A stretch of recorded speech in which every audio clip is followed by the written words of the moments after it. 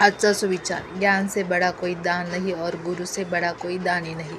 नमस्कार मैत्रिणींनो, आज मी तुम्हाला सांगणार आहे कच्च्या केळाची भाजी कशी बनवायची. चला बघूया. कच्ची केळ घ्या, ती धुवून स्वच्छ पुसून घ्या. केळीची दोन्ही टोके कट करून घ्या. नंतर सुरीने त्याची साले काढून घ्या. ते धुवून घ्या कारण त्याला चीक असतो. नंतर सुरीने मीडियम साईजमध्ये चकत्या कापून घ्या. त्यात धुवून चाळणीत निथळून घ्या. नंतर कढईत तेल गरम करून मीडियम गॅसवर गोल्डन ब्राऊन होईपर्यंत केळाचे काप तळून घ्या. आता भाजी फोडणी टाकण्याचं साहित्य बघू. तिखट पावडर, तळलेले केळाचे काप, लसूण, कांदा, टोमॅटो, मीठ. कढईत तेल गरम करून जिरे, मोहरी, हिंग टाका. नंतर लसूण, कढीपत्ता टाकून घ्या. कांदा टाकून थोडा परतू द्या. नंतर टोमॅटो व तिखट पावडर आणि मीठ टाकून परतून घ्या. फोडणीमध्ये तळलेले केळाचे काप टाकून घ्या आणि परत एकदा परतून घ्या.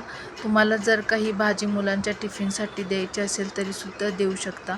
तुम्हाला ही भाजी आवडली असेल तर माझ्या चॅनेलला लाईक अँड सबस्क्राईब करायला विसरू नका. Bye bye.